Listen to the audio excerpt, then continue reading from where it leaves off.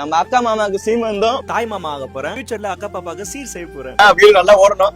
சாப்பிட்டாலும் என்ன தெரியல, மாத்திரையை கொடுத்து சாப்பிட அப்படியே ஃபாலோ பண்ணிட்டு வீடியோ பாருங்க. பொறுப்புகள் நிறைய இருந்தாலும் ஃபர்ஸ்ட் சாப்பாடு தான். நல்லா சாப்பிட்டேன் 3 வேளைக்கு சேர்த்து. எங்க வீட்டுக்கே இவருதான். வேலையை செய்ய மாட்டோம், அதை தவிர எல்லாமே செய்ய போறோம். அம்மா இல்ல, தேவதை தேவதை தேவதை. உங்க பத்தி சொல்லுங்க. சரி, வணக்கம். டெஸ்டிங் பாக்குறோம். எல்லாம் ஓகே வாக்காவா? நலங்கு வைக்க எல்லா அரேஞ்ச்மெண்ட் பண்ணிட்டோம்.